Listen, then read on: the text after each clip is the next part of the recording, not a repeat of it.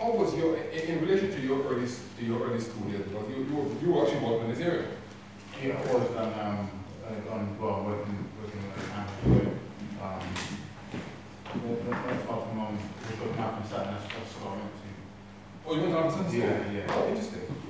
So you went to primary school? Yeah, that's Well, I went to senior school. Okay. Many years ago. So, obviously, you would have had some type of sporting aptitude. I mean, was boxing foremost in your mind beginning or whatever sports? It was in the sports. I mean, I liked, I've done like obviously athletics, I've done martial arts, Vincent Ellis, the Eagle Floor, and then kickboxing and Reading boxing club, and then I went on to boxing. So when you would have gone to Reading boxing club, it was early. Who were you training? Well, it was Frank. The guy called Frank. He then did kickboxing. Obviously, my dad told me not to do boxing, so he took me down there. It's the wrong night. He took me on like a kickboxing night. So I did that for a little while before I moved on. Yeah.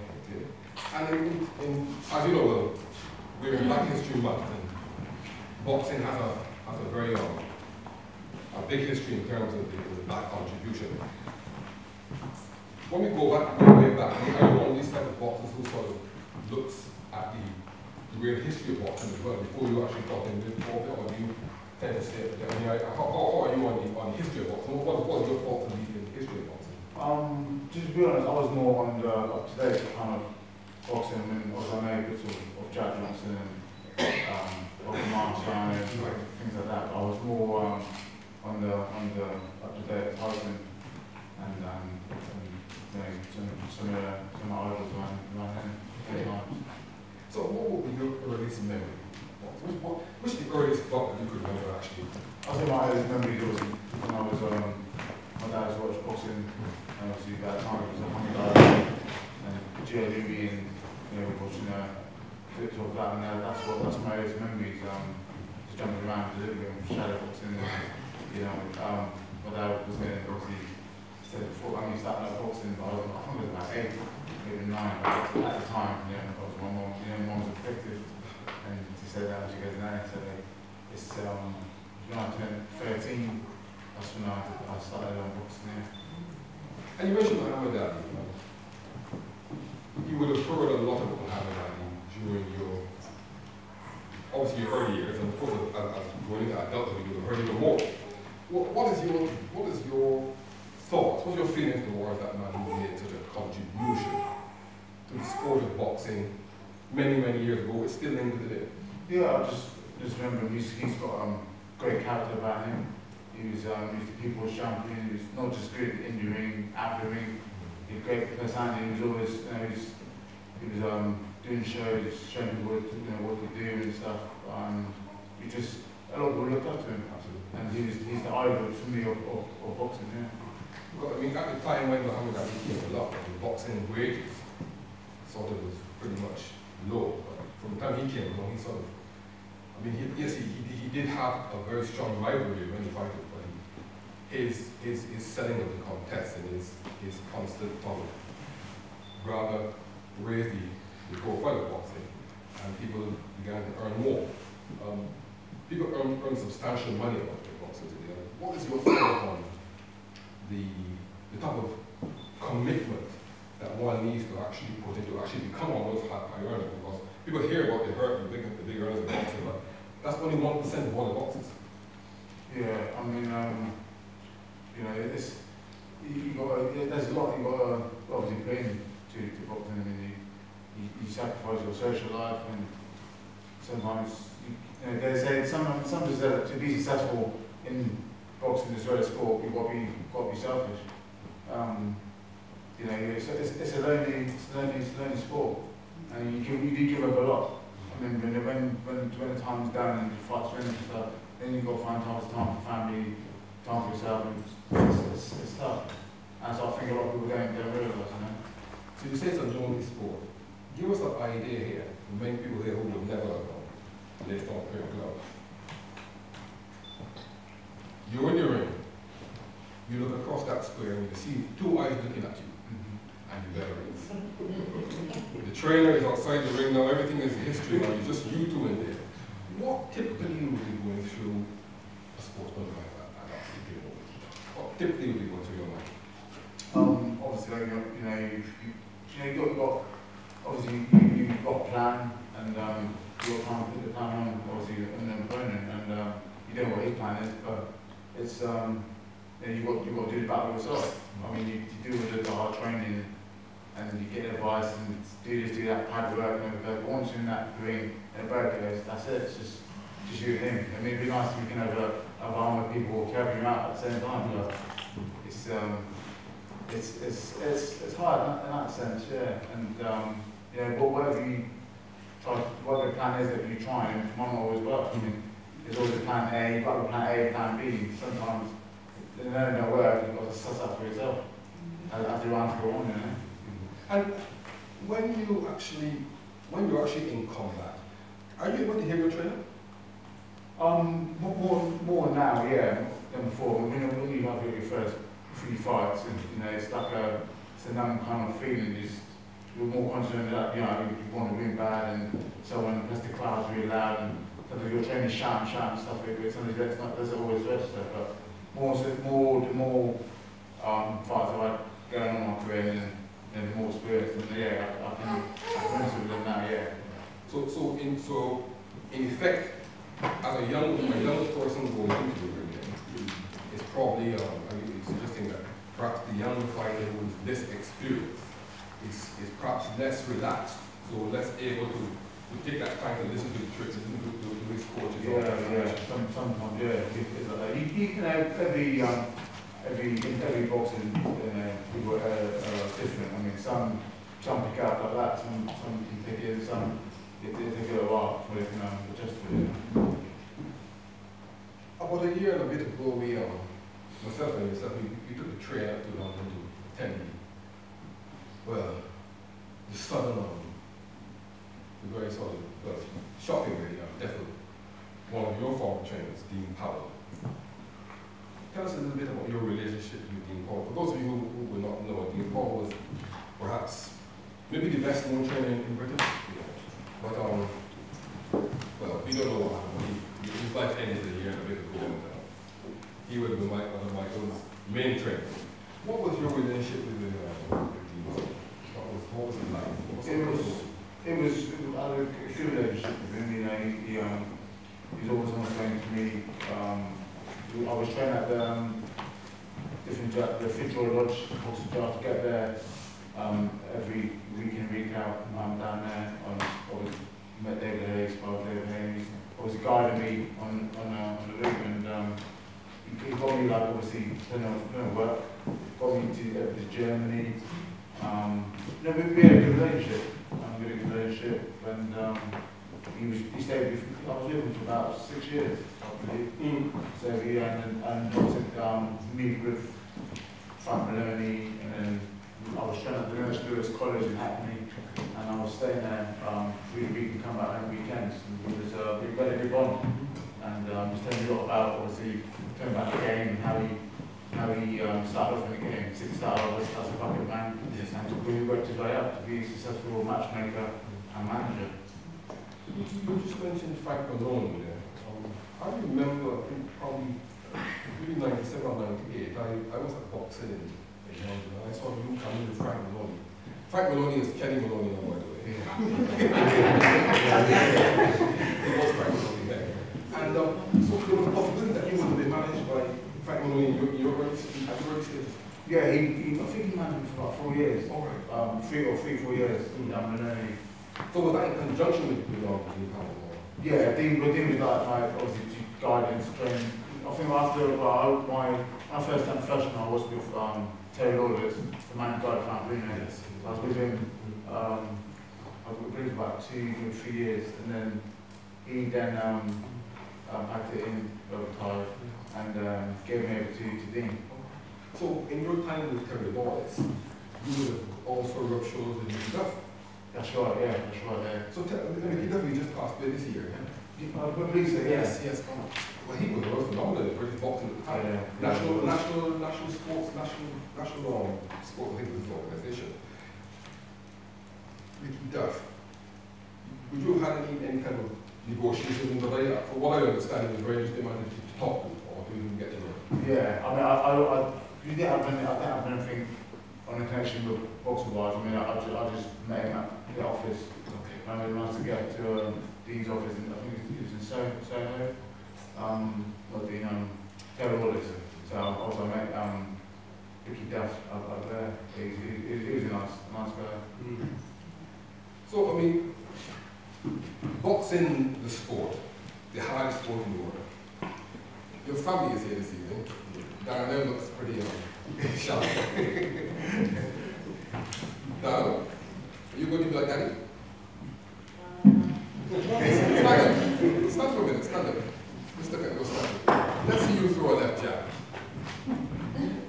Oh, look,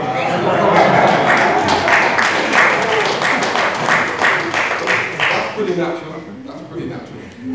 But joking aside, it is the hardest sport in the world, and you said I know this sport. How would you feel if Darnell came home and said, look, I fancy going to the boxing club? How would you feel about that? What would your thoughts be? For him to actually want to box. Me personally, I wouldn't want to box. No. I've been there, amateur, I've been there professional, and it's not what everyone wants that to be really. And once you hit the professional game, it's business. It's no longer a sport. It's business. Well, I remember one of my most poignant feelings I ever had when I first started refereeing. I went to referee at a hotel in London, and they didn't tell me. You know, these dinner shows, you would have probably boxed on one of these dinner shows before, Yeah. whereby it doesn't start very early. So me and my punctual self, I turn up at 7 o'clock when I think boxing is going to start. Little do I know that dinner starts at 10 o'clock. So after boxing, after the boxing's been there all evening, in a small room, you could smell the fragrance of the food, but you can't have any. And these people are going to have this dinner, then they're going to have some wine, and they're going to be out their mind, and then you've got to go and entertain them. That's the side of boxing that a lot of people really don't see.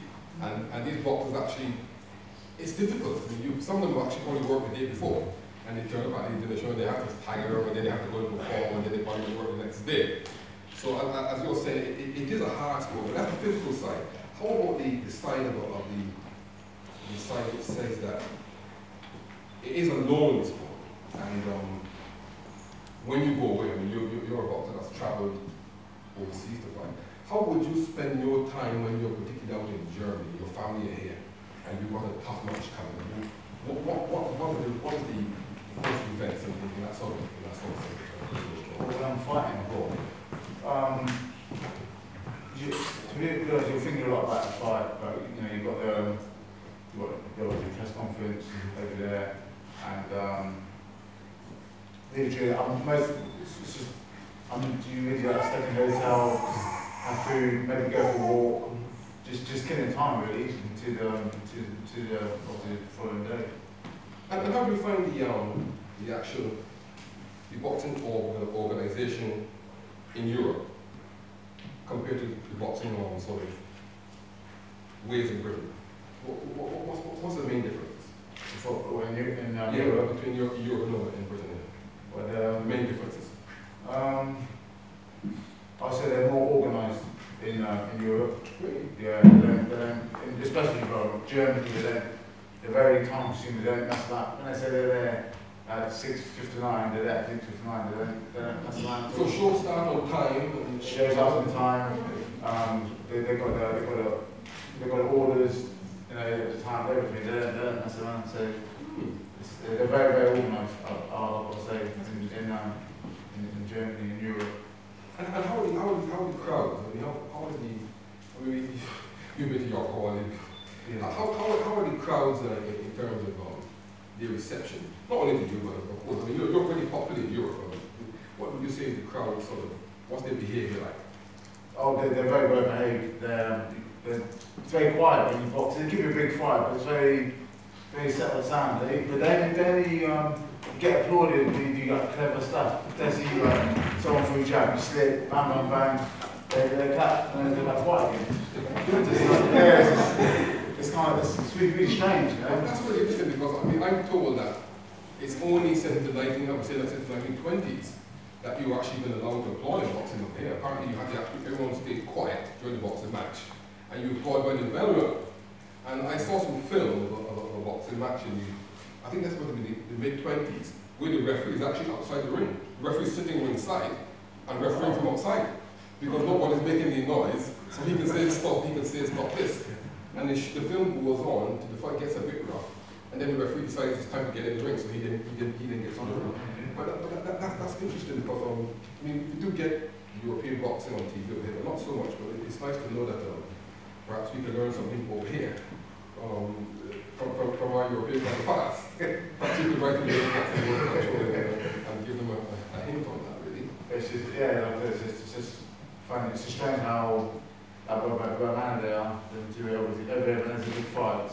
You know, it's a lot of there's a lot of noise and everyone's And the promoters. I mean, the promoters over here are pretty much part of the show.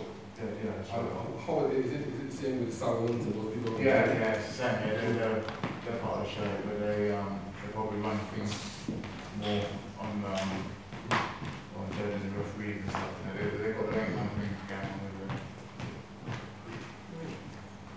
So we've come this far. Who are the boxers that really inspired you to take the sport seriously? Who was your inspiration? Muhammad Ali. There's a lot of boxers. I mean, he was an icon, and obviously there's lots of Tyson and Holyfield, you know, Chavez. All them kind of fighters. We had the fabulous forward handlers, Thomas Hearns, Sugar Leonard. Yeah, they're the ones who really stood up for me. And of all the boxers that have inspired you, which would you say made the biggest impression on, let's say, the people who you then would have got in connection? Say, for instance, now you have a meeting with him. Say Kerry Lawless in the early days. Yeah. Would he sort of talk about his experiences before and saying things like, when this boxer came over here, he did this, and he wanted to do that as well, or perhaps try to do that? No, he never. He just told me stories about some boxers. I mean, one of the funny stories he told me about was Kirkland Lang. He said, talking about him, he said he'd done things really differently. Like he would go out all night, partying, clubbing, and you see him in the morning.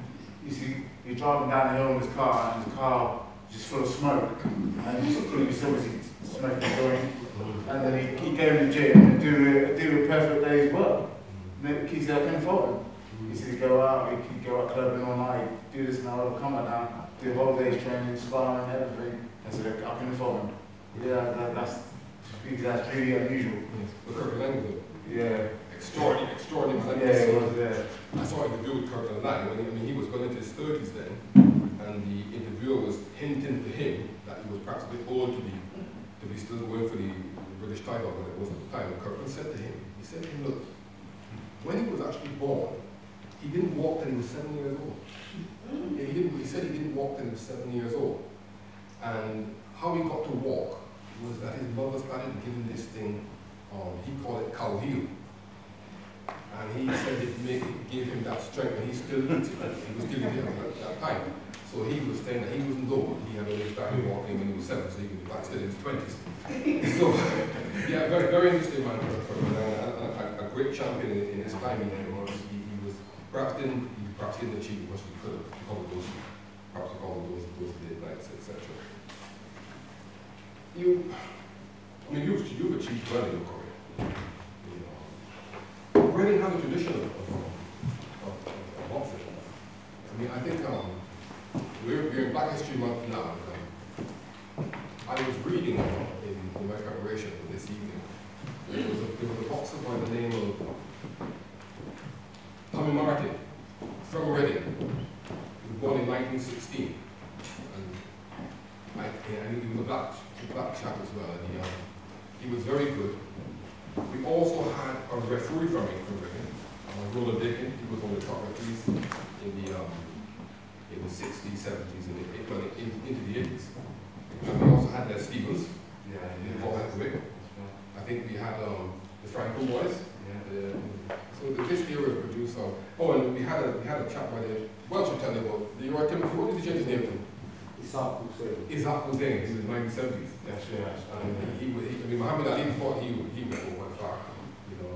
So this era has produced. You have Welsh Henderson here, who's that's the man who was one of our best amateurs around. No, Jeff, it wasn't me about her. No, you were good. I sparred with him in 1976. I still have the bruises now. I would never say that. I don't know how old we are. I would never say that. But nice to see. So, you have achieved well. If you had your career to start this week, I mean, what is the name? Jeff. I tell you what the name is. What was the name Jeff Hunter mean to you? Oh, yeah, my first professional fight, Yes. From Manchester. Well, you're very much the tap there. What happened in that contest? It was my first, like I said, my first fight. It felt kind of strange. I mean, I didn't have a best. I think there's a hate guy who say I kind of felt the Ozios. I felt kind of strange about the NBA on, but I was very nervous about the fight. But you were in a hurry, so what? I was in a hurry. I think it's just nerves, to be honest. And I was at Wembley to warming up with Ricky Maslin, Terry Lawless, and then when the bell went, I just went out, just throwing bombs, and I caught him 3 times. I dropped him 3 times with body shots, and then the fight ended. I think it about 60 seconds, but it's more nerves than anything. Yeah. So that I mean,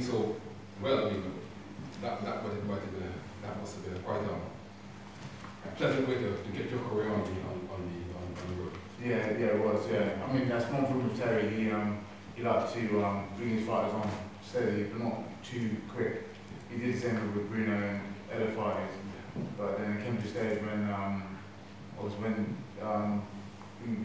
we sort of did a team with company with Familoni, and then he was sort of obviously trying to rush it more than what Terry wanted to. So that's when Terry said, "No, I'm jacking it in." All right. Yeah.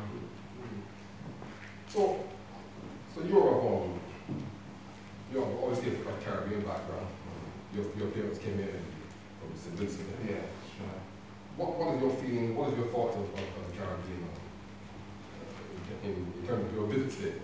Have you had a chance to touch base with general boxing over there? Not over there. I mean, I tried to get into the Atlanta Olympics, and I beat those #1 in England, and they still picked the same guy to represent England. So my trainer at the time, Ricky Maslin, he went to President St. Vincent, and we represent St. Vincent in Canada for St. Vincent to try and get into the trials. And I done well. I beat the Mexican champion, and which I never knew there was a heavyweight Mexican. It was usually the flyweight. But yeah, I beat him. Then I thought they put me against the number two in the world, and we also Bergeron, I think his name was, and I went out there. I dropped him in the first round. You know, no one was giving hate of winning, and then the fight went to distance, and everyone had me winning, but they gave it to him. And after the fight, they guys were, well, you know, we got Canadian judges, Canadian referee, didn't really win, did you? So it's kind of that, and then that's when we went back to England, and we got another chance in Liverpool, more nations. So what was it in 92? Olympics or 96? I think 96. Yeah. So that's a real honour to represent St. Vincent. Yeah, I had the second chance in Liverpool more nations, and I got was qualified for my head too low, ducking against this for German, and then after that I just that's my enough's enough, just freshman, and that's when Millennium took me to the Leonard Lewis camp in Pokemon to have an experience out there. Okay. So it was that in America or in Pennsylvania. Yeah. You mentioned representing St. Vincent. Someone else did the same thing. 1972, there was a good amateur from St. Vincent of Vincentian background called Frankie Lucas. I heard about him, yeah. And it's amazing to say that because he was overlooked as well. He was overlooked by Britain, and he fought for St. Vincent and he won. Yeah, so yeah, I did about it, yeah. I mean, there's a message there.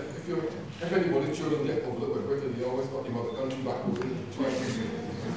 That's really interesting. What was the most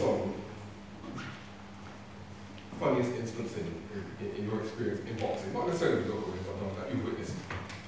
The funniest, most humorous situation that you found yourself in. I know there's lots of stories that go in boxing. Some funny and some funny not so funny.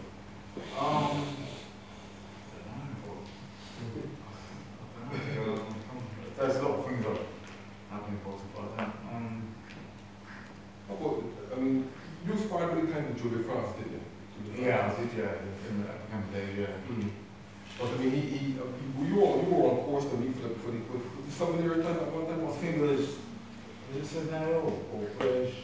I think we was on about 3 occasions we were trying to get a farm, but it kept falling through, and then I had a medical done, and they found out a hernia, and then I was hoping they wouldn't find it, because I know you said this. I thought I could do it after the fight, the session, and then she found it, and she fought the fight. Oh, yeah. She did a jumper. Yeah. Julius started for your information with the chap who fought Tyson over here. And he had the sponsorship on the bottom of his feet, with his shoes. So with fate, it could have been you could have finished Tyson's career or almost finished it. I did get offered a Dean when I was fighting now. I think it was it Skelman? That's why he did Dean, and he turned around and said to me, he said, I was going to tell you, he said, and he goes, if you beat Skelman, thousands of people on the phone looking for a plan of the rest. So, you beat him, then you could be one step in, but obviously if it didn't happen, and forget to go down, but he done very well. Yes. How do you think your style would have fared against Tyson at that time? My style? Yeah. Bearing in mind that Tyson, by that time, it's widely accepted that he was probably past his best. Yeah, of course, yeah. I mean, I don't know. It's hard to say. I mean, Danny was. He was about 19 stone. He always carried the weight. Probably just had the punch better, but I don't know. I think I would have obviously tried to box and jump the movement, give me maybe 3 rounds and then try and step it up. But if you caught me with them shots, no doubt I'd be able. Yeah, phenomenal puncher. He was a big puncher. Yeah. Obviously, like Danny said, if he fought Tyson in his day, it probably last 10 seconds. Well, certainly, the Tyson between 1985 and 89 was probably even the most champions of the past. Yeah. But, unfortunately, I mean, it's formed didn't last that long, but he certainly was a formidable champion during that time. Prize fighter. You seem to like that competition. Yeah.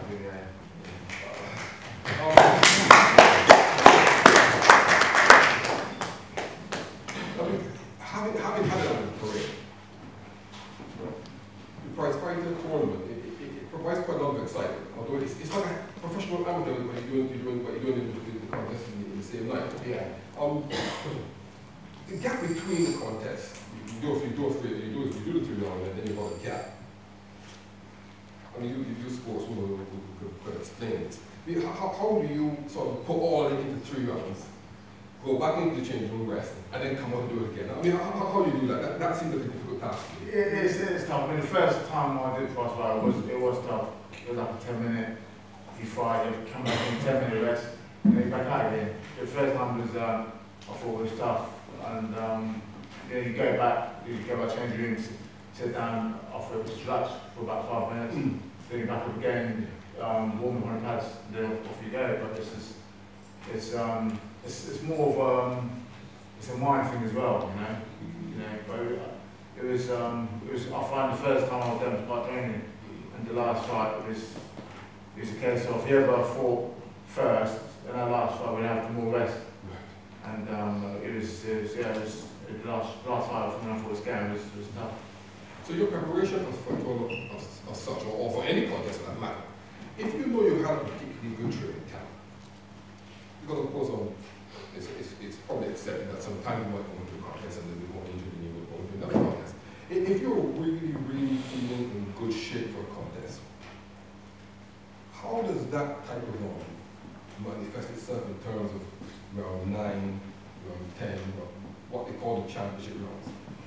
If you had a good training camp and you go into the championship rounds, you've had a not so good training camp, but you're still going into the championship rounds. Would you remember at that point that you're mentally getting tired now, or you'd like to get tired now, because you haven't had a good training camp? Or would your adrenaline carry you? More the adrenaline carry me through, and obviously when I'm in championship rounds, in my mind it's like, you know, if I know I'm in front, there's all, you know, my focus and I'm just winning. I'm not getting caught, see shots, hopefully. I mean, yeah, but it's I think if you put the right work in, then you know you should hold it right. But obviously, it depends on if you don't get caught when you see shots. So that's what I focus on. The last few rounds, yeah. When was your first professional title? My first title was in Beth York Court, Beth Green with Harry Senior. Right. I lost to Harry Senior in the 5th round. Was that the Southern area? Said no title, yeah. Because he's not very well at this, is he? No. It Stroke or something. was a stroke when he was making a comeback in the spine. But you did eventually win the Southern area title, didn't you? Yeah, I won it. I think I won and defended it maybe 2 or 3 times. Yeah. So of all the, and then you won the British title against Dan Williams. And of all the belts you've won, you've got 3 of your belts here. Which means the most to you? I'll probably say the British title. Yeah, to me that's the best we can belt. And the meaning about I've won it, I think. It's nice, really nice. So do they give you the British belt to keep? Do you keep it or do you? No, I think you've got to defend it 3 times to keep it, 3 or 4 times to keep. So yeah, it's hard really. But your name is still a history of a former British champion. Yeah. So these belts here we have this one is That's the WBF, that's the Federation alright. Belt, and that's the Commonwealth, and that's the EU European. So the Commonwealth belts. The one you said was important to you. The British title is what here? British title is what here? the Commonwealth. This is the Commonwealth title, yeah?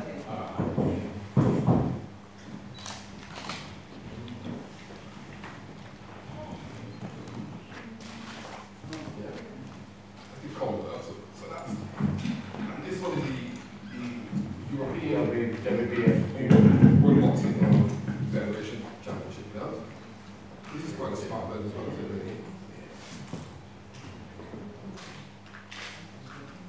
And the one here is the European Union belt. So anybody from your kit, please close your eyes.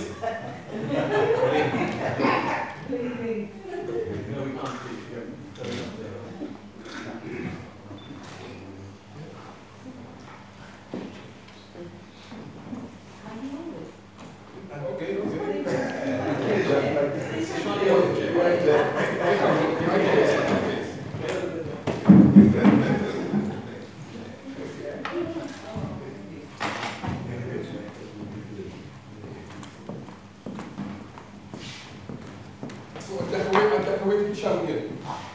So you're 30s now.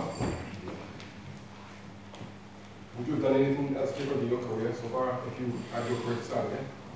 In terms of in terms of the boxing, on boxing side.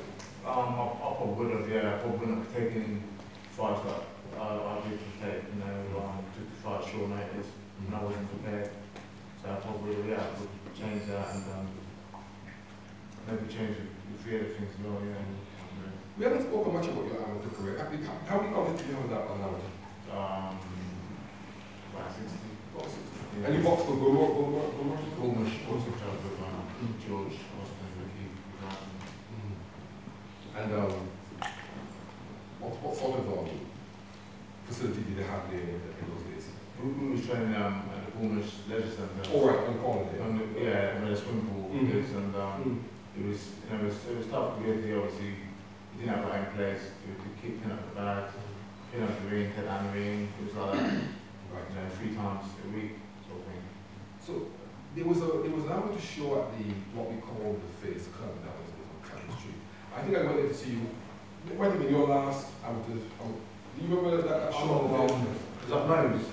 Yes. Nose Street Boiling Show. But that would have been your last, probably your last amateur before you were professional. No. My last fight was when I fought in the Liverpool North Nation. Oh, right. Yeah. Yeah, I did box at did that place. For the most show, yeah, I fought quite often. Right.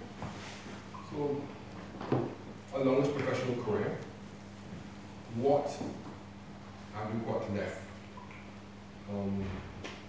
You've achieved more than most in a long professional career for what, 1998 now, 96, I think.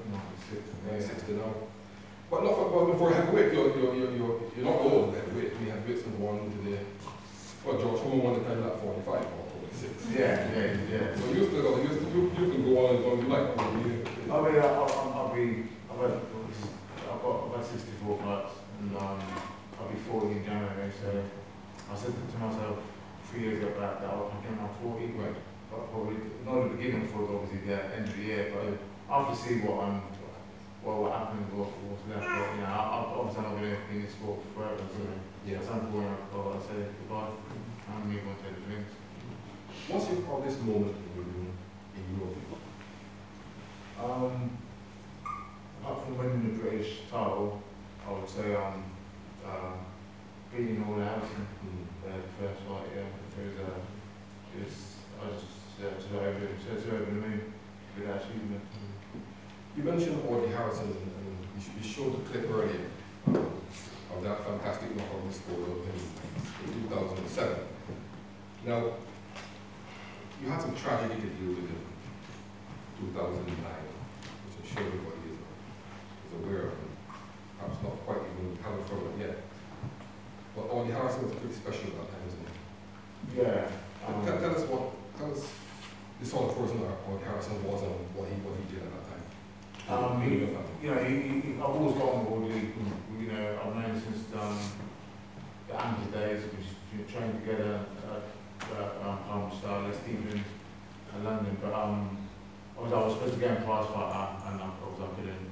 At the time, I lost my sister, and he went on to win the prize fight, and he donated his trophy to charity, and he would raise the highest bid, whatever the money we gave to obviously towards my sister's kids there. So he was really generous in what he done. I think the Air Force deserve a round of applause.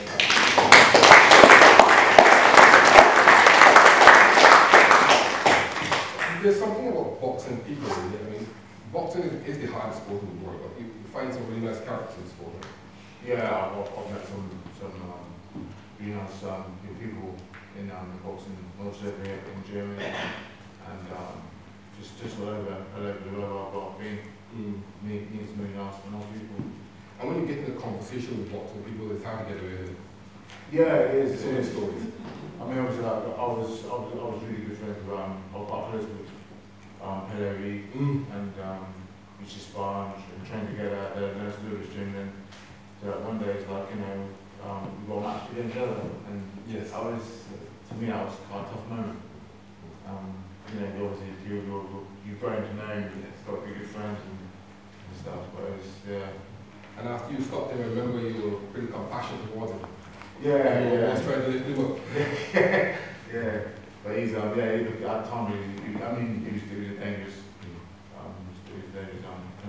People often comment that you're too gentle to be a good fighter, but I mean, you've proved that to be wrong. But have you always been sort of mild-mannered person?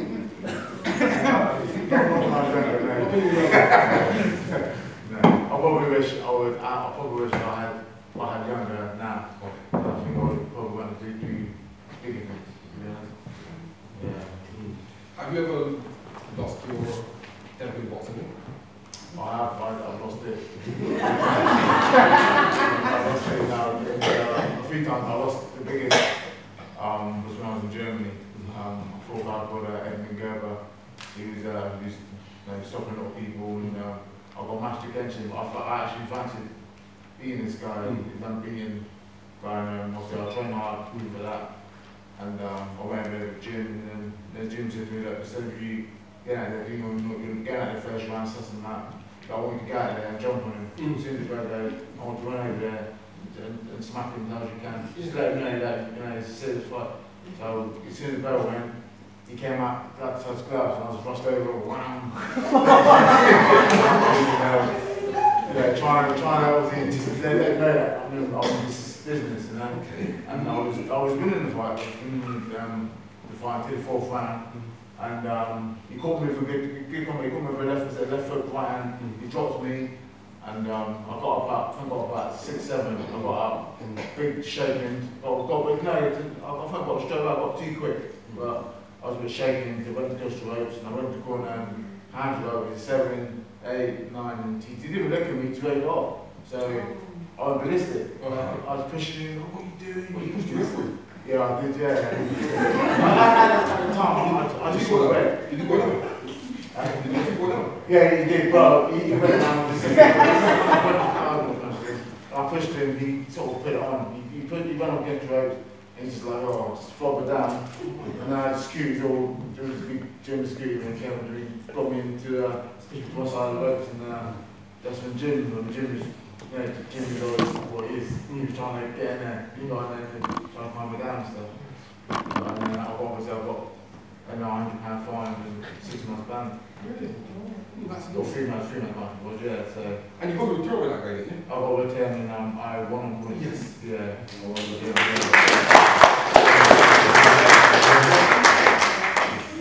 Ooh, you're on the floor. That's a warning.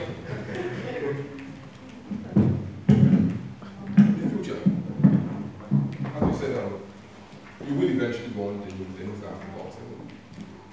Would you stay in the game, or would you like to stay in the game in some capacity after you hang the gloves up?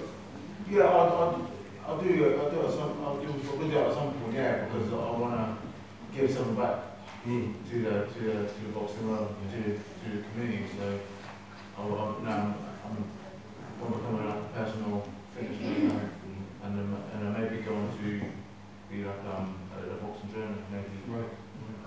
You have a very young daughter there? Yeah. Oh, yes. And mom is here, and 2 sons, and the whole family is here. I'm sure your family is very proud as well, as is Reading, because we haven't had a sportsman I don't think we have had any sportsmen in Reading, certainly in recent times, cheap So going forward in the future, we hope to stay in the sport.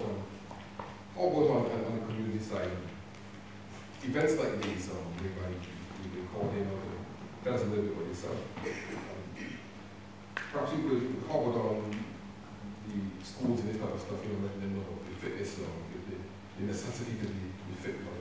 To be a fit sportsman, it's really something that you can put a lot of bearings on the other aspects of your life, your confidence and so forth. Yeah. That's good. Obviously, school and obviously tell them about the sport, the boxing, what the sport or what you want to do.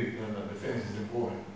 And for your health and terms of obviously they're eating correctly and stuff like that. Yeah. I think very important for the kids. Yeah. Audience, I mean, we can take a few questions because it's been fascinating talking with Michael, but I'm sure you all will have your own questions to Michael. Let's take a couple of questions. What do I eat? Yeah. The question is, she would like to know his eating habits. That's straightforward.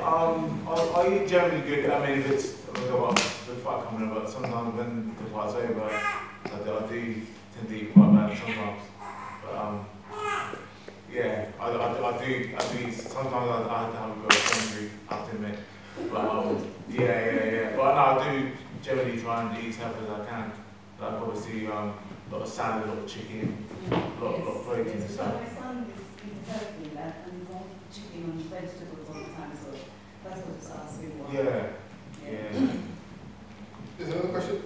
Oh, Keith, lady, gentleman, Keith. Keith's a good lady. The lady went first, then gentleman. Oh, Steve Bond, one of the top boxing commentators at the moment, said on TV recently that Michael Sprott is one of the nicest guys in boxing. Right. Are you too nice to become the heavyweight champion of the world?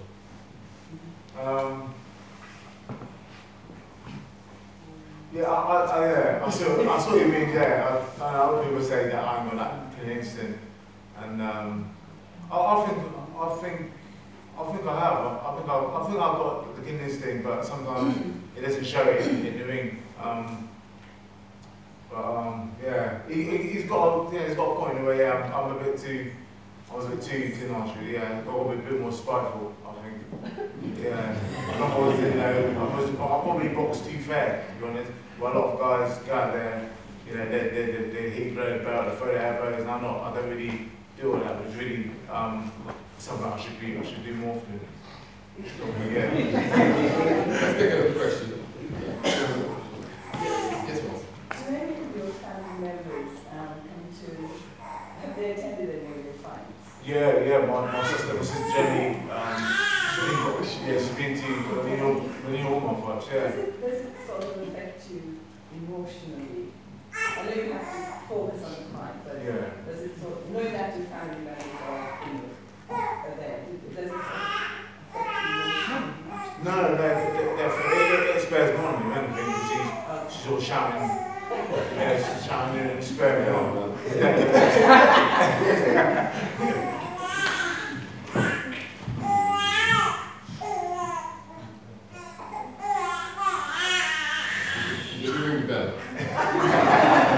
Another question?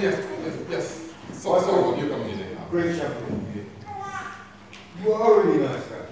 We're all well aware, but I don't think that's a fault. I mean, a lot of other great boxers have been nice guys as well. Yeah, sure. And a lot of people have to remember that a lot of times to get to the pinnacle is very, very difficult. And sometimes you have to be in the right place at the right time, and the right manager, have the right promotion. So sometimes it's not always the best guy who gets to the top, or sometimes the guy who doesn't quite get that heavyweight champion. Doesn't mean that he doesn't deserve it, but it doesn't mean that in different circumstances he could have been like the world champion, which I think you're quite capable of doing or could have done. Yeah. That goes without saying, because I consider you a great elite athlete, and I say that for the reasons I know how hard you train for many, many years, but sometimes everything has to gel together.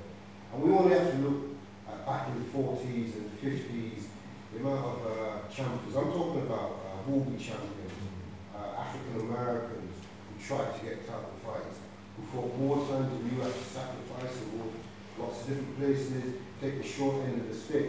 But it's come to a point now where, things are a lot better. And you're one of those people who made it better for some of the younger guys that are coming up now. So I applaud you for that. We all applaud you for that.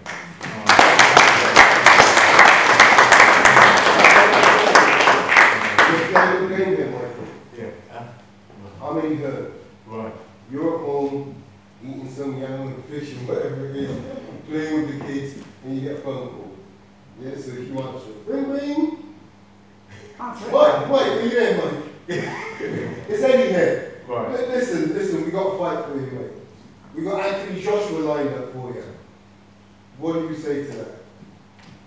Me, I said, But, yeah. mate, if I could, some people may have Anthony Joshua, Yeah. but he's in the Olympic champion. Yeah. It's kind of like that kind of power. What do you say to that, Mike? How do you register that? I don't turn down fights usually. I mean, I'll take anything that's fair on me. So if I get an opportunity like that, and of course, most if you got and Joshua as he has done, I said, yeah, I'll take it. So get a manager that deals with that. I've got a manager who does that, but usually at the time I wasn't. I split with my manager, and then obviously just got back for a year. So they thought I wasn't managed, but I said managed, so they called me up and offered me the Joshua fight, to which I accepted. Yeah. Is it still on? It's still on for it was the 6th of December, but they brought it forward to 22nd of November. But can you explain to the crowd that kind of feeling? Because like it's not, to sort of like the mere mortals, like someone brings up and Andy Joshua is kind of like some guy. Well, we're going to talk. That was the last bit. Oh, okay.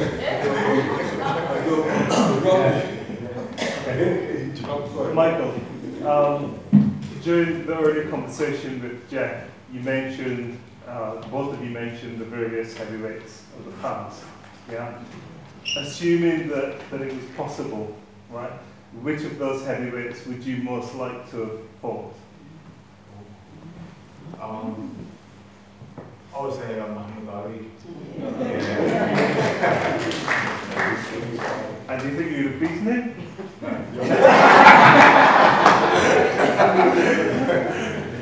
I have to be realistic, yeah. It depends if it was the 25-year Muhammad Ali, but when he was 39, he was not a chance. Always that chance, yeah. Well, it's just been mentioned, and of course, Anthony Joshua, 22nd of November Yeah. in Liverpool. That's your next encounter. Right. Now, as Bert was saying, Anthony Joshua is the reigning Olympic heavyweight champion. But so was Orly Harrison when he fought him. That's right. And he's touted to be the next big thing. So he has to get past Michael first. When you agreed to have this contest, what is your first thought in terms of course it's a business, but it's also an opportunity. Did you have any hesitation or non-hesitation to take this bout? I have no hesitation at all. Because I feel like obviously he's strong, he's fresh, but I feel like I've used my experience to beat him. Even though he's got the youth on the side, I think that obviously what he done in Olympics was great, and I was behind him all the way. But when he's turned professional now, it's a completely different game. And what I've had, I've been in the game as a pro for nearly 20 years. I think it's my experience to put that on him, my experience, and to try and beat him.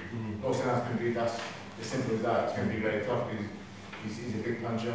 He's an elite athlete. He's got the best of the best behind him, the best trainer, the best nutritionist. Who gets his blood tested every week. So I know he's on top form. We've actually got with us this evening. We've got TV Evolution. Boxing Evolution. Boxing Evolution. who are filming this event, and it's probably going to be on the newspapers first thing. Michael Sprott says he's going to beat Joshua. Yeah, I'll be straight on the You must keep it easy. You must keep it nice and easy. But it's nice to have you here. And it's nice that this event will be actually recorded for posterity and for future reference. So, what have you seen in Anthony Joshua so far? You will have your game plan, no doubt. He's not impregnable, is he? No, I mean, he's human, he's got 2 legs, 2 arms. They're all making out he's like some machine. But I've seen him through flaws, through stuff that are mistakes that he's making. But obviously, we would do because he's new to the pro game. But you know, it's heavyweight boxing. Anything can happen. Absolutely. And you know, I'm not gonna. If he does beat him over, I'll be supporting him throughout his career to carry on do great things because he's not just like a big thing in England. He's a big thing around the world. And a lot of people are talking about his name now. And Jim Evans is a wily old fox, your trainer. He would have been here tonight, but he's actually got another fighting in Manchester tonight. That's why he's not going to be here tonight. And I understand that Anthony Joshua's trainer has had 2 or 3 encounters with Jim Evans over the years. Yeah. And Jim Evans has beaten him on 3 occasions so far. So Jim is very optimistic that you can do something here because Joshua has done hurls round 3, 4, 5, 6. And if he hears 3, 4, 5, 6, he could lose confidence. Yeah, I mean, obviously he's very confident. Obviously, he thinks his power. But what's going to happen when he throws everything, the kitchen sitting, everything, and the man's still there? You know, it's gonna play the mind, I think. But you know, we see on that. If you know, if I can take him that far or end it. You taking a few people up from Reading on the 22nd? Well, trying to, but obviously the show was a sellout in 10 hours. When they announced the main fight, Nathan Cleverly and Tony Blue, it sold out in 10 hours. But I think they're going to try and locate some tickets. I'm hoping because there's a lot of people who want to go up. Well, I mean, I'm sure a lot of people Reading, as I said, Reading has a very strong boxing fraternity. And, they had 3 coaches that left Reading to go to the coach right after them. I'm sure some people would want to go to the but if they don't go, I'm sure they're going to be living with spirit. Yeah, of course, yeah. From Strasbourg's one. Yes, it is. I mean, just touch on a quick question here. The bill is actually a pay-per-view bill, isn't it? Yeah, pay-per-view. No, I didn't know that too, obviously. Thursday in the gym family. Yeah, it's going to be a views there. A few more pennies to shell up, but still, I mean, it's a fascinating bill. I think a lot of people are thinking that you're contesting perhaps what they want to see. Yeah, well, obviously they want to see the heavyweights. They want to see the heavyweights, but they want to see, what can Joshua do now? He stepped up. As he said, I'm the phase 2. Number 1 of his first part of phase 2, so that's what people want to see. But then, a lot of people have obviously said that, he's fighting has-beens, he used to fight tougher Kevin Johnson, someone taking him through my round. They don't see me, doing rounds with him. He's even said himself that he's looking forward to walking straight through me. So, yeah. Well, talk is cheap. Yeah. I remember when I was a youngster, Muhammad Ali fought against Ken Norton, 1972, and nobody knew who Ken Norton was at all. Nobody knew who Ken Norton was on this side of the park. And somehow Ken Norton, Muhammad Ali came into the contest, probably a little bit complacent, ended up getting a broken jaw before the second round, and ended up losing a split decision. And when they spoke to Eddie Futch, the late great trainer, some years afterwards, if you look at Eddie Futch's record of fighting against Muhammad Ali, he always did pretty well. And he had this notion that when Muhammad Ali got to throw a punch, throw one at the same time. And somehow that threw Muhammad Ali off. So I just passed that on. When you see Joshua come, you throw one at the same time. How are we doing for time? 8:30. Let's take a couple more questions before we let Michael go and get to bed, because the boxers have to get ready before. Yes, Alan, come in. If there was a young fighter just coming into professional boxing, what's the one piece of advice that you would give them as a youngster coming into it? If there was a young boxer just turning professional, what's the one piece of advice that you could give them? The best piece of advice that you could give them from your own experience? I say keep fit at all times. Try and stay fit all the time because you never know that temper's going to ring. And in a lot of boxes, I've done myself where you train and you just relax and listen. If they call it for 5, but if it's just going, you gotta start all over again, and you spend like 3 weeks on concentrating on your actual fitness instead of you working out obviously your plan and stuff. So you're sort of wasting time really. So you always say, obviously keep yourself in shape at all times. Yes, no. And do you get regular medical checkup? Yeah, we get checked up once a year. Sometimes, because I fight in Germany, they're more strict in Germany, so each time you get a fight, you always, obviously, they check your blood test, you always get, for the once a year, you get the MRI scan, the HIV, all kinds of stuff to check for, and then if you do get a fight in Germany, you've got to do it again, apart from MRI scan, but yeah. And what about because you're getting lots of blows, hits, and trauma and everything, do you have that orthopedic surgeon to look after the bones and so forth? No, I mean, it depends. If you've had obviously a hard fight or you've had concussion, but they usually can't box for like a month, maybe 2 months, depending on how bad you'd be badly hurt. But you have to go for obviously check-up, and when it's time to do box again, you've got to get checked up again just to get it all clear that you're well enough to fight. Yeah. Yes, ma'am?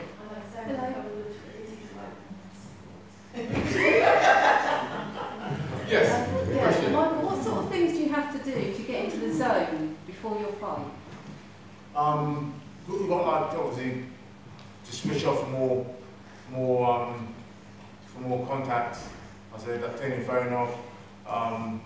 What do you do before in the change rooms? Or? Yeah. Do you have to do you meditate or do you just? Oh, I visualize what I do. I get myself in the zone. I visualize what I'm going to do. I visualize, like me knocking them out, or they get my hands raised. I just visualize obviously on what I'm going to do and try and stick to that in my head. And how do you manage to stay focused? What is it the drive that you're going to beat them? Is that what keeps you going? Not just I'm going to beat them, but if I'm boxing and I'm doing well and I'm winning on the head, that's what's keeping me focused. But as soon as obviously sometimes if you get a call or you get dropped or sometimes it can affect what you're going to do the following rounds and stuff. But as long as I'm ahead and I'm doing right, that's what's keeping me focused.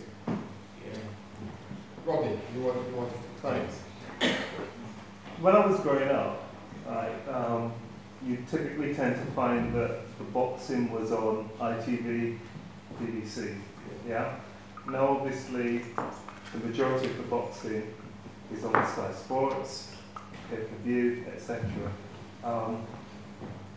In terms of the change that has occurred, right, do you think it is for the better or for the worse for boxers? I think it's for the worse, the change, because now people used to, back in the day, people used to know who was champion or what, but now it's like you can ask people who's the heavyweight champion of the world.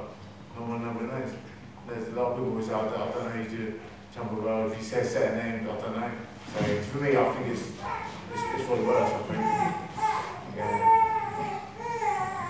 Right, Kat, I have a question for your wife. That's what she's saying. Where are you going to be on the 22nd of November? Liverpool. Where are you going? Right. Look, it's been a fascinating experience and a pleasure to meet you. To have the privilege of sitting next to you and taking part in this event. And I'm sure the audience will join me in saying a very big thank you.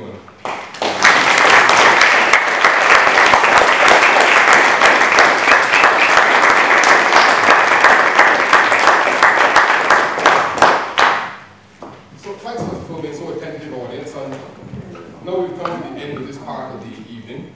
We can use the time that we've got left to sort of have a little bit of light refreshment out in the foyer, and we can do some networking and we can talk to the champ live and direct. Thank you.